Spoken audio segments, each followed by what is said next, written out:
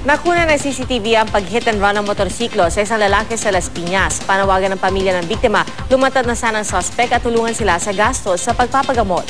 Balita hatid ni Mark Zambrano. Sa kahabaan ng Alabang Zapote Road, Barangay Talon 1 sa lungsod ng Las Piñas, nahagip ng CCTV ng hardware na ito ang isang insidente ng hit and run pasado alas 7:30 ng umaga noong August 31.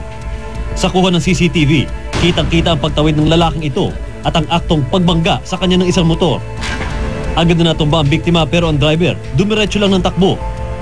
Naiwang nakahandusay ang biktima sa kalsada hanggang sa tuluyan ng lumapit ang ilang mga nakasaksi sa insidente. Dahil sa di gaanong malinaw na kuha ng CCTV, di nakuha ang plaka ng nasabing motor. Hindi na na-identify yung plate number, saka yung mga tao kasi hindi mo masyadong busy sa lugar na to, wala pa masyadong mga tao. Galo sa ilang bahagi ng katawan at ulo naman ang natamo ng biktima na nakilalang si Reynaldo Alfonso, 68 years old. Hirap sa paglalakad at pagsasalita ang biktima dahil sa insidente, kaya naman isa lang ang hiling ng kanyang pamilya. Sana lumitaw siya para makita niya kung ano yung nangyari sa nabangga niya. Para matulungan niya naman kami sa gastusin. Ayon sa Metropolitan Manila Development Authority o MMDA, higit 1,800 na ang kaso ng hit and run na naitala mula Enero hanggang Hunyo ng taong ito. Kaya paalala ng otoridad, Dapat maging alerto. Kung hindi man, dumaan kayo sa tamang tawiran natin, kaya nga po tayo mayroong mga overpass.